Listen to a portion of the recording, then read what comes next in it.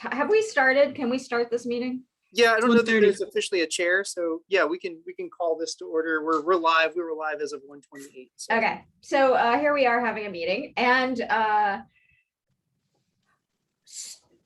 so I think the idea was to, you were gathering information, Mary, and I was gathering some information, and we were going to try to figure out how to think about what an appropriate ask might be of the city in terms of representation. And I think we don't have a ton of information. And so one thing I was about to say when you popped on is we also should probably think about whether this is, I don't know, for this year or something to work on for the future. Is this something that we should be talking to our delegates about? Like, is this something that the state should be looking at? Is this a legislative ask of some sort? The information I often get from our specific delegate is that the state likes to have localities to test things. So I'm not sure that asking the state if there isn't a locality actually doing this is going to be very productive. But we could think of it, of selling it to the city, whatever we ask for, as like, can we pilot this and then see if the state will fund it? So are we talking about the legislative, I mean, talking about legal representation for complainants before before our commission? Before the Human Rights Commission. So yes. I mean, we could certainly, like, the city can absolutely like create a fund, right? And say this is like a fund to target, doing this in a couple cases or something. Like, they could absolutely do that. They don't need legal authority to do that. I guess the question is, they don't need legal authority. My thought was more state funding rather than legal authority. Whether it's that's a good point. I mean, the other thing that we could do is talk to Kristen Clarence about, I don't know if we already get pro bono lawyers that way. Yeah, Todd? I mean, I can speak to that a little bit. So, I mean, that is kind of what I've been doing, right? So Kristen and I work pretty closely, pretty frequently. And so, I'll refer a lot of people to her that are like inquiries that are outside of our jurisdiction. Sometimes it's a landlord tenant thing, sometimes it's out of Charlottesville, that sort of thing. And so we've been successful with pairing people up on numerous fronts. But in addition to that, I've also worked with her to place parties to a complaint. And obviously this is mostly complainants, because no respondent has ever requested assistance from me with legal representation. They usually have their own. But we've successfully paired people, particularly for mediation, right? So I have one case right now that's in mediation. They've had 2 sessions already, and it's been crucial for them to have legal representation. In one instance, in the second mediation session, the complainant this particular person has a child with a disability, and they were both sick and they couldn't attend the date of the mediation. And so counsel was able to step in for them and represent, which was amazing, right? So the process kept going forward. In addition, was able to provide a lot of advice as to here's what's reasonable to ask for, here's what's not. And so I think that we can, in other cases as well, I've been able to connect with pro bono counsel. So I could probably do some sort of estimation as to the number of hours it takes, and what types of services, to give a figure. So that's where I was getting at. Is how much work would it be for you to look at how many cases that are sort of within the jurisdiction of the commission that have had representation, and then maybe seeing if we can find out from Kristen or someone how many hours each case has taken? Yeah. I think we could do that. Do you have a sense of whether there are certain kinds of cases that are, or categories of cases that are particularly hard to place, or where?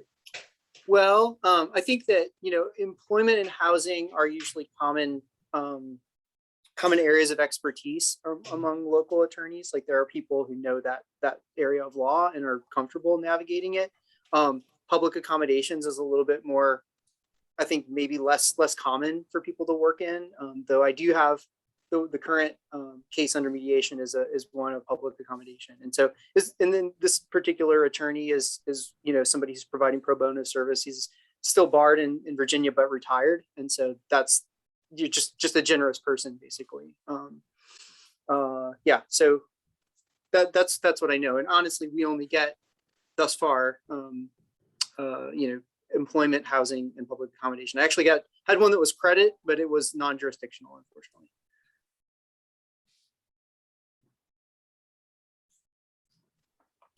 So I don't know if that helps.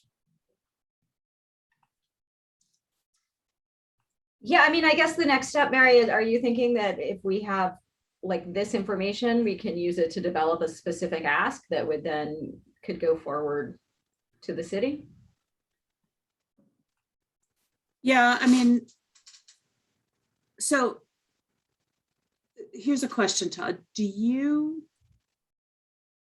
look for attorneys when people specifically ask for them, or do you sort of always look for attorneys, and kind of how successful are you? And I don't mean that in a critical way at all. Like, right, this isn't actually, your legal responsibility to do. I'm just curious about like whether there are people who just like don't even know that they could. Yeah, no, that's a great question. It's sometimes whether when somebody brings up a question that requires legal advice, when they start to ask me for advice, that's the point at which I go, okay, you're looking for legal advice. I can't provide that and still remain neutral. We should probably at least connect you to some resources. I do mention it as I explain the investigative process to people, kind of walk them through like, here's what the complaint process looks like. Here, when you're authorized, you have the option for mediation to reach conciliation. And I do say, just to put the kind of bug in people's ear, like oftentimes the respondent will have representation, and you may want to think about whether or not that's of importance to you. And I just explained right now, we don't have a way to support you in that. However, we can attempt to refer you to pro bono sources of representation. So people are I try to make them aware of the process and how legal representation might fit in.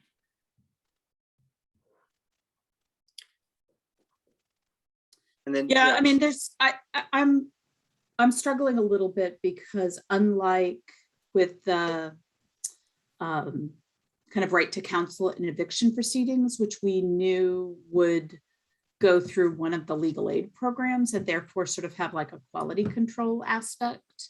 I'm kind of wondering how this works if what we're creating is a fund to go hire like a private attorney, right? Is that what we're talking about?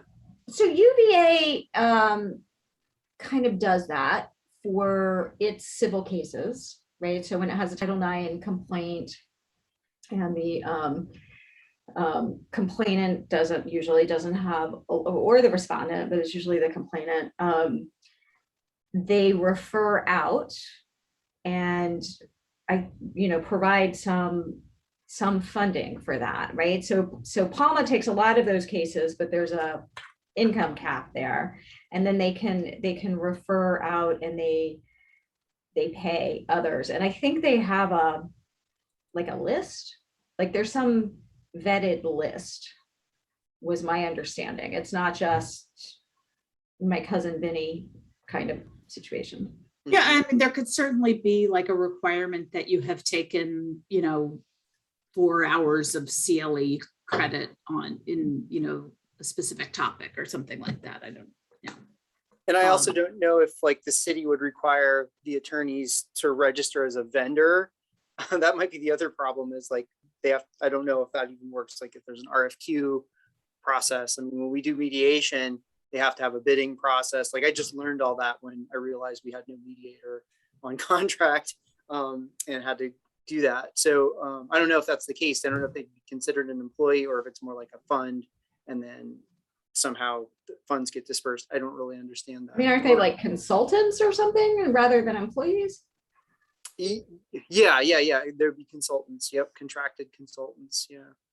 And I think that's how the mediation works. They're not, the mediator is not an employee. Contractors. Yeah. It's a firm. It's a contractor. So Yeah.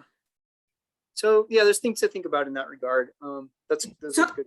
I'm wondering if there's, because I'm sort of conflating this with the right to counsel and the eviction proceeding issue, where I got some like feedback from a counselor that they didn't think that that was permissible under state law. And then I sent that off to the National Council on the Civil Right to Counsel and said, I don't understand why this is not permissible. I'm reading the same statute, like looks okay to me. Like, I'm wondering if we should involve the city attorney's office and asking them for their analysis. So is the question that we would need to, push for a particular interpretation? Do we need to like push for a change in state law if that's what is involved? Or, I guess I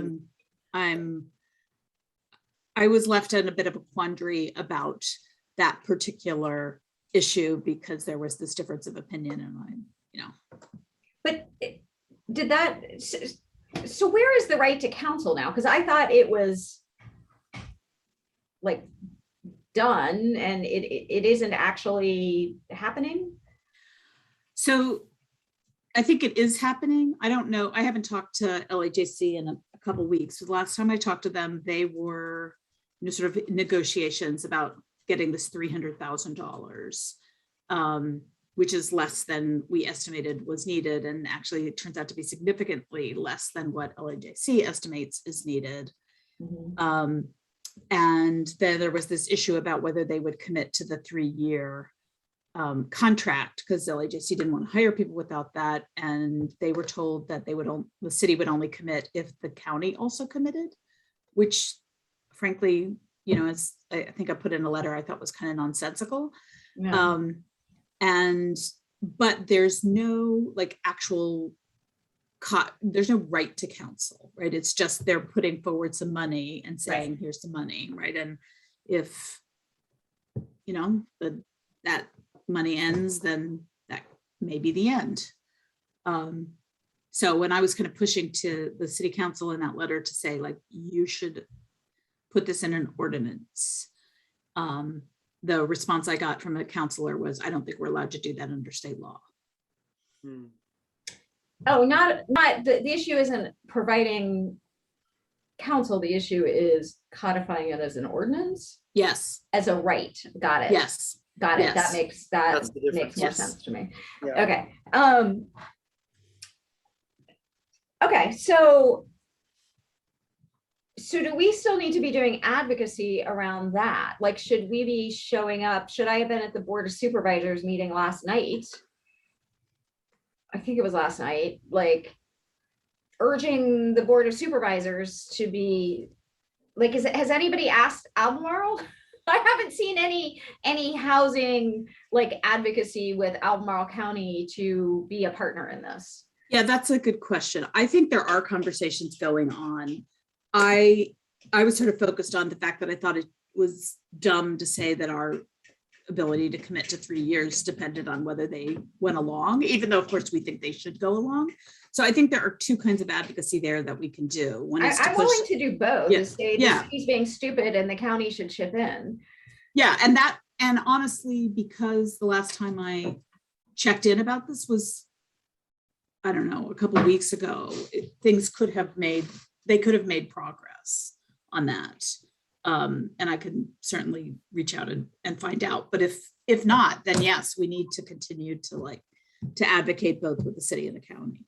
So if you could check on that, because I think that would be like, that's something useful we can do. Right. Right.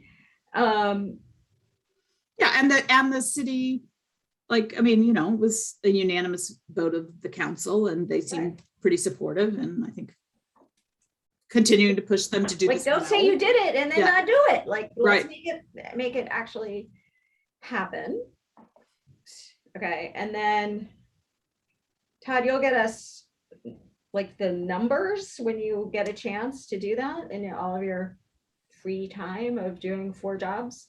No, that shouldn't be too difficult to do. I think, I mean, given that we've done so very few cases that involve council thus far, it would be a sort of a rudimentary estimate of like, well, here's how much time these 3 cases took. We can assume that others will take that many and then multiply that by the estimated number of cases that we anticipate per year. And I honestly don't think it's going to be a lot of money, to be honest. But again, I could be wrong. But if So right do we now, need to ask any questions of the city, like the questions that you were asking earlier about, like how would they approve a lawyer and like Yep. and those kinds of things? Like what are the things that we need to understand before we make a specific recommendation?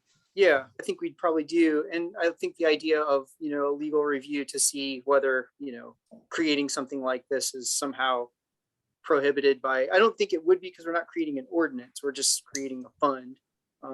Where this isn't, we're trying to make an ordinance that says people have a right to it. We're just saying, here's an option for you. And if you need this. I'd actually really like to create the ordinance that says that you have a right to it, but I understand. That'd be awesome. Yeah. Yeah. I mean, Right. that would be amazing. Yeah. I mean, I think we can have that as a goal, and having like data to support it moving forward would be helpful. Yeah. And the other thing, and this is a little bit different, but since we're talking about housing, this, Garland thing about all legal hands on deck around evictions, and all the law schools should be, whatever. Is there anything we should be doing locally, Mary? Should I be sending an email to Risa and saying, where's UVA in this? And It's actually a really good question. I think that's a question to ask. I can ask LAJC that when I reach out to them about the right to counsel. if you could ask, because it seems like a letter from the Human Rights Commission saying, aren't you great and good? Step up, guys, would be helpful. Yeah, I agree with that. I actually gave a supposedly inspirational speech the other night to the public interest law, community, and there were like 50 students there. I'm sure they're all doing something, but imagine harnessing that energy for that particular good. Yeah. I feel like Yeah, you could find out. We could have a letter maybe, and then it could be at the next meeting. Yeah, I'll find that out. And then we don't have to listen to whining about why we sent a letter without everyone approving every comma. Sorry. If we get that resolution passed, we can. That'll make it easier for you. Then we can go wild with the power. Yeah. Yep. Cool. And so, yeah, I'll do some research on this. And just I feel like Kristen had also mentioned, yeah, she's sort of involved in that rallying call for attorneys around evictions. I know she was also doing some around, I think, around refugees and such as well, after the Afghanistan sort of mass exodus. So anyway, yeah, she's got her fingers in a lot of pies in terms of where the resources are in terms of legal counsel. So it's pretty amazing. Yeah. Okay. Good. All right, Does I'll that see what I cover can it? find out on that. Yep. Yeah. Okay, so I end the meeting with nothing to do, and everyone else has a list of things. This is an excellent meeting. Happy to have meetings like this. Is there anything else I can do? I'm trying to think. Is there anything? Have you had a chance to look over just the draft resolution, just to start editing on that? I don't know if there's anything you want to look at that. That's something if you're looking for something. The thing I can do. Okay, I will do that. because I've just, that's just a skeleton to say, here's a starting point, but like tear it apart, because that's what, Okay. that's what it needs. Okay. Great. All right, I will report back on my stuff. Great. We're adjourned. Great. Are we adjourned at 1:50? Is that correct? I think so. We got work done, 20 minutes. And community Okay. engagement is at 2:30. So I'm just going to hang out with my Zoom on for a while. All Thank right. you all. All right, Good to thanks. see both of you. Okay, Yeah. bye. Bye.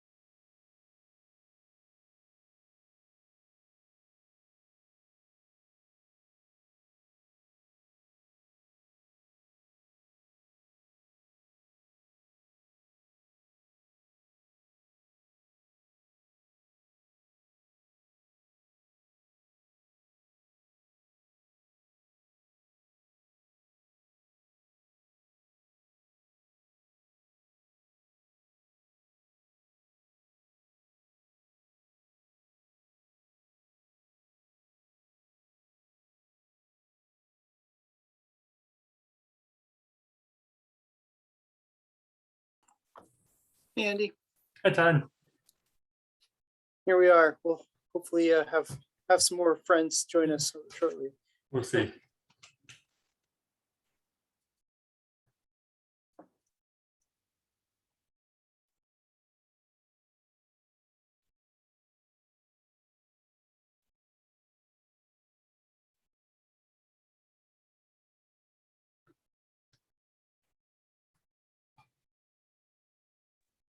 How about while we're waiting, just I'll acknowledge the two members of the public and the attendees, Madison Parmenter and Molly Conger. And just, I think the last committee sort of blew right over the public comment option. So if either of you have some public comment for the previous committee or this one, you can give us both and we'll capture it in the minutes when we get to that. We won't skip over it in this meeting. I think they were just in a hurry to do their next thing today, so we just didn't even think about it. But We'll go by the agenda.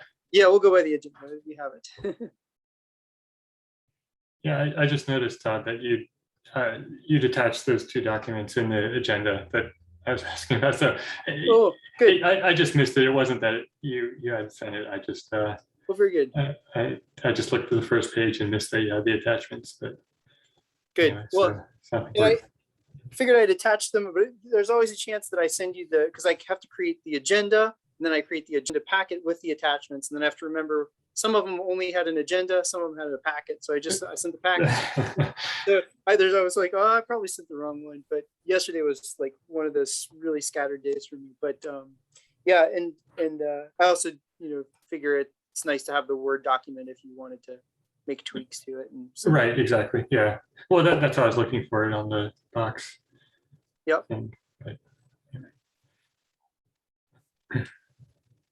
And hopefully, there's Lindell. Okay. Yay. Hi, Lindell. Hi, sorry about that. I got caught in another meeting. That is No worries. great. I think we know that Jeanette is not able to make it today, and I guess Todd, you heard from Jessica. I did. Yeah, she's also not able to come today. So I think we may be it. Yeah, which may be two people that I think we really need Jeanette and Jessica.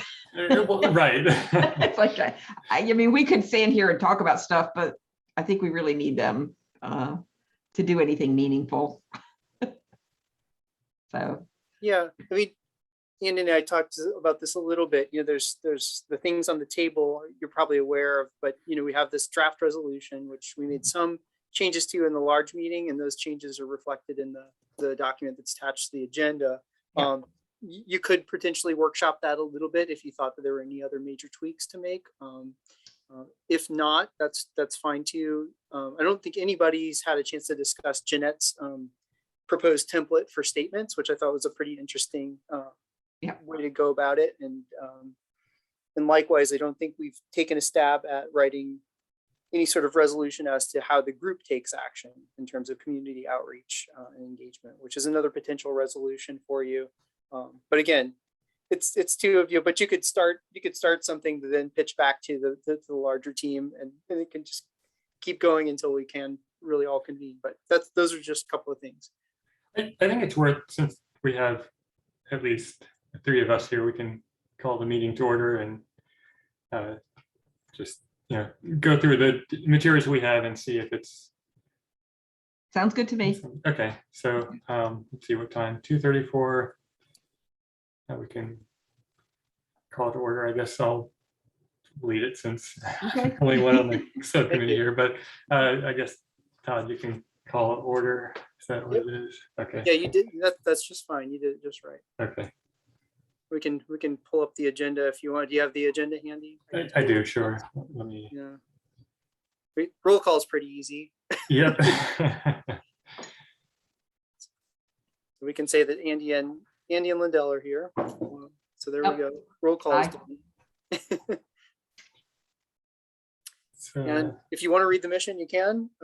It's a little less chaotic with a small group of people, but we can do it. I think so too, but I need it in front of me. Surprisingly, I have not memorized it. So hold on. There we go. I see it. Okay. Can you see the screen share? I do. Got All it. right. Okay. Act as a strong advocate to justice and equal opportunity by providing citywide leadership and and guidance guidance in in the the area. area of civil rights. Wow, we could start a singing group. We were pretty coordinated. And then let's see, matters by the public, public comment. Yep, so that we have two attendees from the public right now. You can just use the raise hand function if you would like to say something. And I mentioned that we did glaze over that both public comment options in the previous committee. So if you had joined and wanted to say something during that committee, we'll certainly capture it in those minutes if you say it now. So feel free to raise your hand, and if nobody is interested, we'll move on to the next topic. Let's see, I wasn't here at the last meeting, so I don't know if there's any, I guess there wasn't public comment at the last meeting, was there? I believe the last meeting was one where maybe it was just Jessica that was able to make it, so we didn't actually call it to Okay, call to order. So all right, we do have, wait, do we approve the minutes in the subcommittees, or is that approved in the main meeting?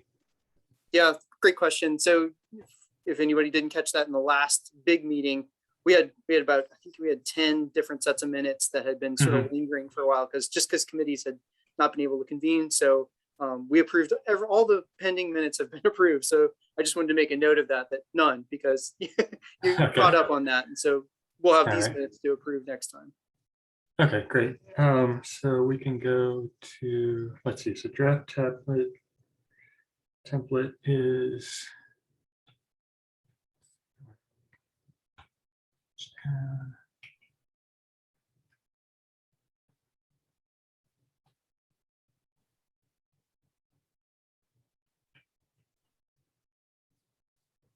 so this is what Jeanette had put together, Mhm. and I just taken a look at it a little bit ago too.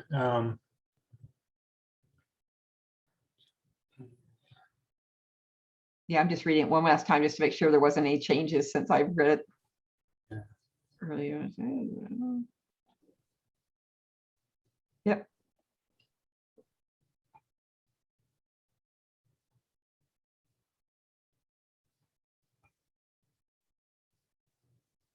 And the only thing I would suggest around the protocol piece is that there's a hint that you will circulate this via email and come to consensus. That almost has the tinge of sounding like you're voting by email, which is not allowed. So part of that might be resolved by just coming up with some sort of protocol that says what is the committee authorized to do, and this might be solved by the chair as the spokesperson thing that we were trying to do with the other resolution. But just keep in mind that you may not want to do that. Have that in there that says it's circulated. The other thing that came up for me, the question that I had almost immediately is time frame, right? Like, what are we expecting in this? What kind of turnaround do we expect to give people X number of days or hours? You know what I mean? I think we need to talk about that in some way, recognizing that some of this is because we may need a rapid turnaround. But I think that we should mention in here what we're thinking about in terms of turnaround. Yeah, indeed. I think that, one of the things that commissioners have stated in the past is that while there was comfort with, and this has never been ratified in a resolution, which is kind of what we're trying to get to, is that they were comfortable with the chair as the voice of the commission taking action and making statements, but they wanted to be kept abreast of what was being done. And the idea also being that if it's possible for everyone to review and give the thumbs up in a full meeting prior to actually issuing a statement, that is the preferred, but there is room for the chair at least to issue a statement on behalf of the commission if timing is such that you can't meet before you need to release a statement. So yeah. Yeah, I think that's clearly the intent, is to give the chair that leeway and also give commissioners an opportunity to at least see it beforehand.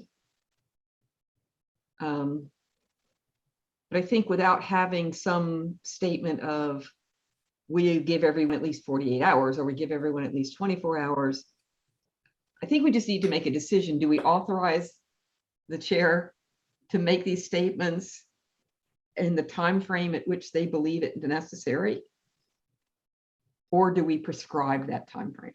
Oh, I wonder if that's sort of similar in the sort of approval kind of concern as well, is that does that also mean that we have to give public a chance for feedback? You know, like what it does kind of feel like the process is kind of falling in between you know, a public, like something that should be you know, decided in a regular meeting versus something that's more just Response to. the chair's kind of response, you know, with maybe some individual discussions with members, but I don't know, it feels like that adding the time, adding something like a time frame and also approval language kind of starts falling into that vote category. Yep. Yeah, so yes, and I agree, and I don't want us to do that. I think the only thing I was thinking about time frame isn't so much that we prescribe it, but that we, maybe even in the purpose or the aims, is that we acknowledge that we're trying to be timely in our statements, and that's why we're doing this. Mm-hmm. So Right? in terms of the reasoning for it, you mean? Yes, yes. Yeah. So, and then that justifies why we say we're relying on the chair, Mhm. you know, we're authorizing the chair to do this. And, you know, maybe we can say as a commission that the chair will do their best to give us that information within, you know, give us 24 hours notice, but that's not a requirement. Just, I think it's important to state why we're doing this. So I would note that what you have here is a template for statements, not, and it should probably not be a protocol. A protocol is more like a resolution. If you're talking about how you do it and why, or the why about what you're doing, that's more of the resolution piece. Like if you're going to talk about the justification for the use of this template, that's a resolution, whereas this is a template for use in writing statements, right? Because below this is where she shows like what's the format for writing these statements. So I think that these protocol pieces, and as well as like commissioners will opt in to sign out or into the statement, those kind of things fall more into the resolution piece rather than a template, because that's what this is like.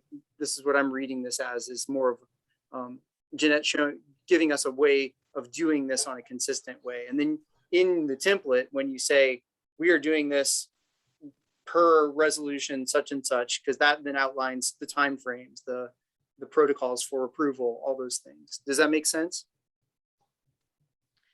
Yes, so this looks like the template. Yeah. To me, right? But the other thing that was up on the screen was, to me, seemed more like the rationale and how we're going to use this template. Yes. So that is, so yeah, so this See, so this first part page right of here that- is really justification for using a template. Yeah. I think that's the confusing thing about calling it a template, is Yeah. that it's more of a resolution. And so you have to be careful, I think. Well, we just separate them, right? I think that second thing clearly is a template.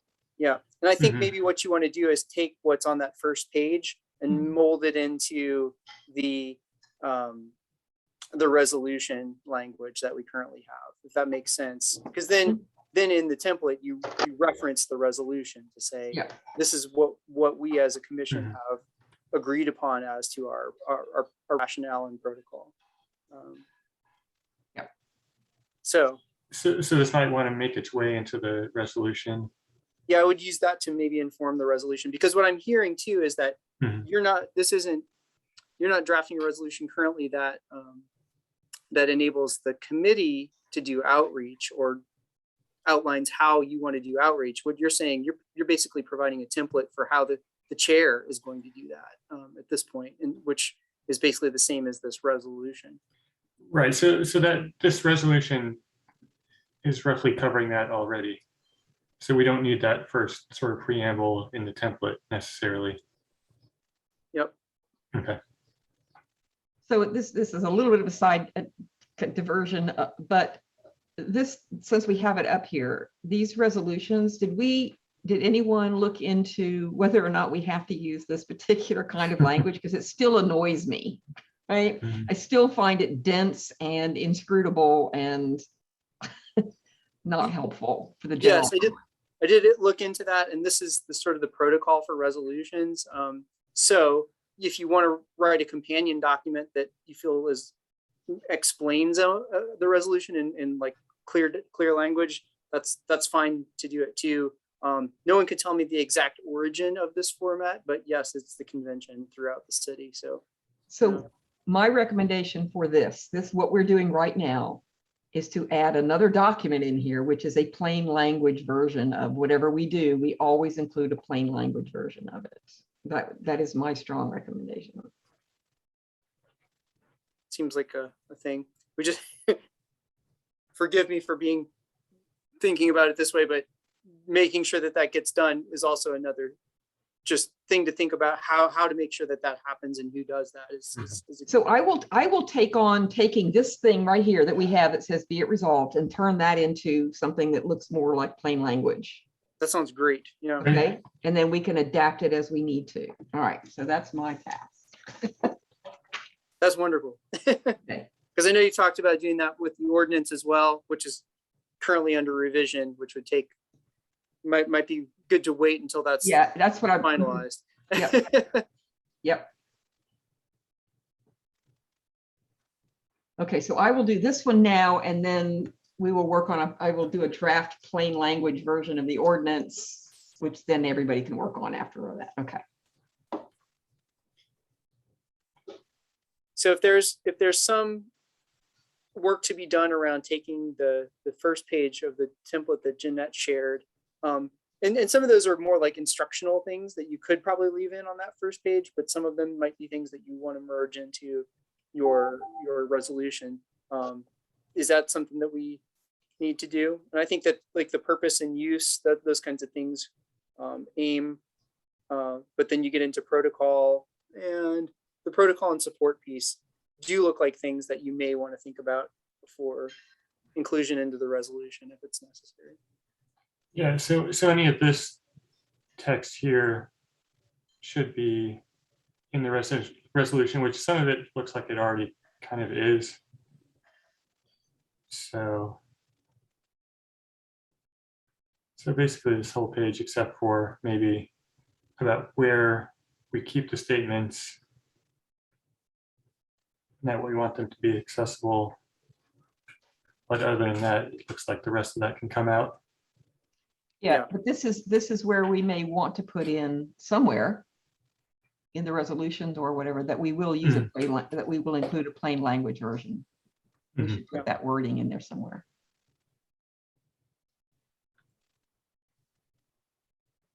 Yeah, I mean, you could.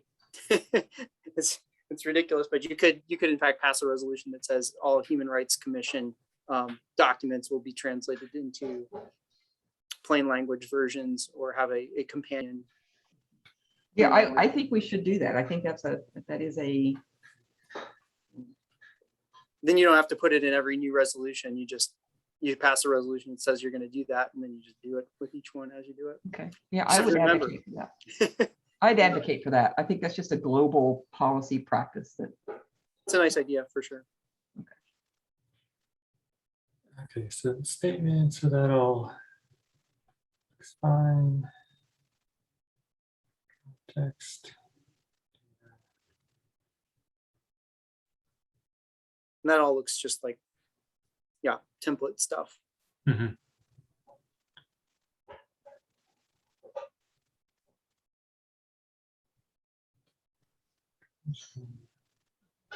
Recommendations. Okay, yeah. All right, so that's, So is this something you'd like me to work on in terms of merging those two things together, or how would you want to go about that? I can take a quick look at it side by side and just look at what, if there's anything that needs to be included in the resolution. But it looks like a lot of it overlaps. Yeah.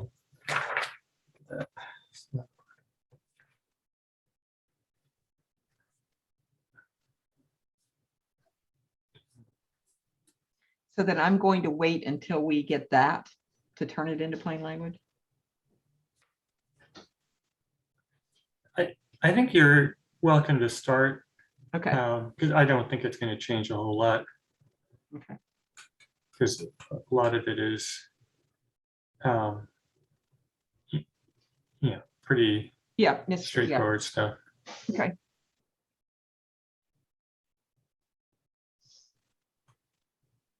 Let's see. What have we had?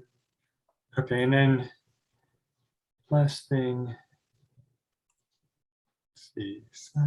Petitions.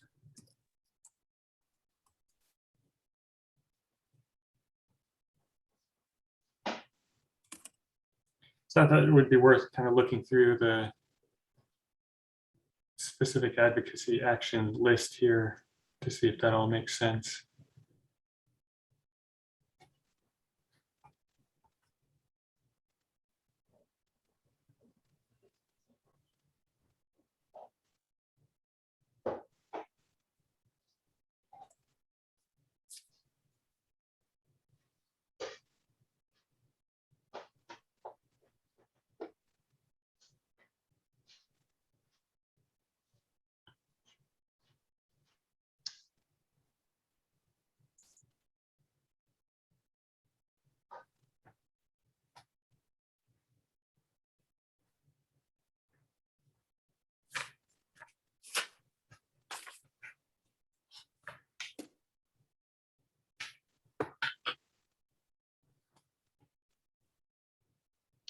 Yeah, I can't, I mean, it looks fairly comprehensive to me. I can't think of anything that I'd want to specifically add. Mhm.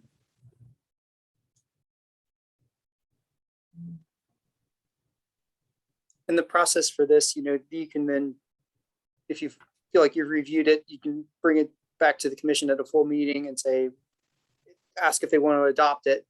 If they Mhm. adopt it, we should probably just take it to Allison, say, are we committing any crimes here? And if she says no, then Mary can sign off on it and becomes part of the record. So Mhm. that's kind of the process. Okay. Yeah, this looks good to me. Great. Let's see, where are we?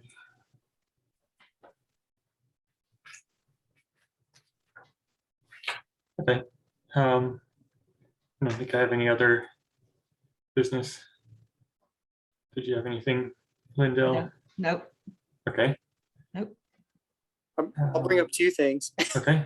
because I'm always writing things down and trying to bring them back up.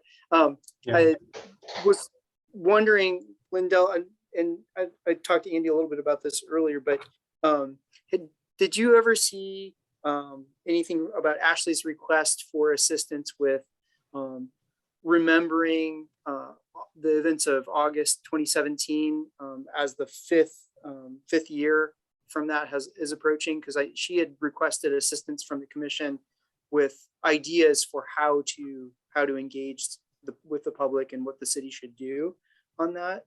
Yeah, I'm sorry. I must have missed seeing that.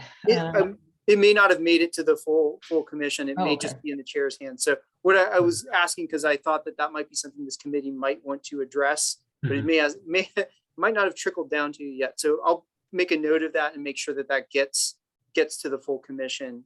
I'll talk with Mary about that and Ashley as well.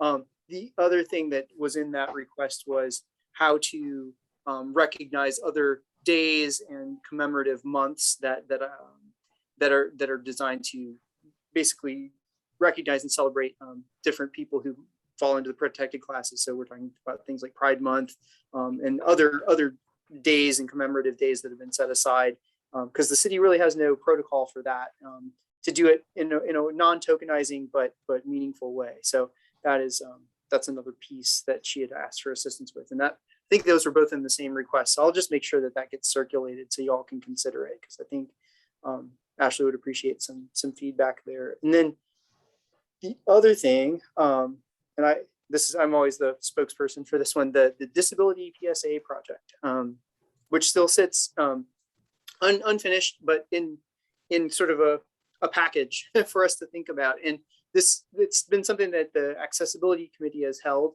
but I don't know that they're sure what to do with it either. And so it does seem like a thing that crosses between engagement and accessibility. And I wondered if you all had thoughts about what to do with it. My feeling is that, when the commission took it on, I think they had great ambitions to do it. And then COVID happened, Phoebe and Melvin left, and then it sort of evaporated in terms of progress. So what I want to know maybe is if you all have intentions to pick that back up, or want to work with the full commission or the accessibility committee to pick it back up. It's no small project, I can say that, but. So would you remind me again, specifically what you're talking about? Are you talking about materials that would be handed out?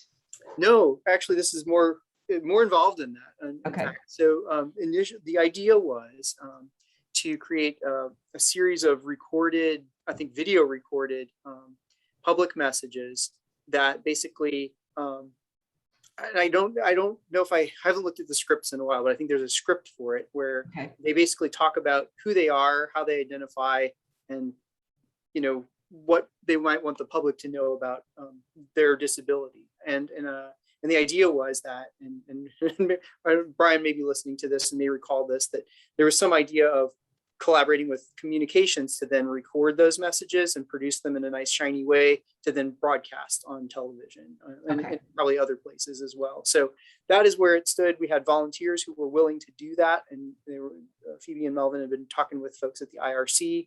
I do talk to Jim Herndon every now and then over there anyway, so I know that there's contacts over there that if we wanted to reestablish this project, it could be done. It is some work, right? There's no doubt about it would take some coordinating and some time, but it did seem like a pretty creative and potentially pretty effective way to get a message out that isn't often heard. So yeah, this is sounding familiar to me, but what I'm trying to remember though is, in what way do we tie this into city services, right? Like, is there a direct kind of somebody giving a description of their situation and how the city addresses and, does something meaningful in that way? Or was it just an informational, here's what this disability looks like, right? Yeah, to my recollection, I think the idea was that it was a way for people without a voice, in terms of maybe a disability that's not visible on the surface, but affects significantly people's daily lives, for them to be able to sort of articulate, like, say, here I am, recognize me, know that I'm in your community, and respect that, and think about it when you move through your daily life. I don't think it was saying like, and fix the sidewalks or anything like that. Yeah. So here's what I would say. I mean, this is just my gut feeling to that after thinking about this, right? I think that it's very important. Visibility is obviously extremely important, right? But I also think that if we don't take advantage of that opportunity to tie that into a way in which the city is doing something meaningful, then we miss an opportunity there, right? Like, sure. And so I would just say that we should probably look at that, right? I mean, if we're going to ask someone to talk about their challenges, and we're not offering some way in which we are meaningfully listening to that, then it just feels, I don't know. It doesn't feel like enough to me. That's all. Visibility isn't actually moving anything forward. Right. I mean, it does do this. I mean, I do agree that visibility is huge, right? That's a big thing. But there are big gaps in the city that do actually need to be addressed, and we should use that to push for those things. Yep. Or Yeah, if I we, think- and if we have done something meaningful to show that, so that people know that we have these services, for example, right? Anyway, that's all I would advocate for is, yes, I think it's important for us to do, but I think we should also make sure that we incorporate action into that. Yep, that makes a lot of sense. Are you all, you know, it might suggest that if you all think that that's part of what this committee wants to work on, you might want to just touch base with Wolfgang and see what they're thinking about as well, because I think they're wrestling with it as well, because it's no small project. I think Phoebe and Melvin realized that as well, but they had done quite a bit of work, and so it just seems, you know, out of respect for the fact that they'd taken it pretty far. Well, let me pause my phone. Yeah, it might be good to keep that going. So anyway, Yeah, thanks for bringing that up. Yeah, thanks, Todd. sure. That's all I had on my little list. So Okay. Great, thank you. Let's see, so where are we? Closing matters by the public. see no raised hands, but if you would like to share, you may raise your hand and I will make sure you can speak.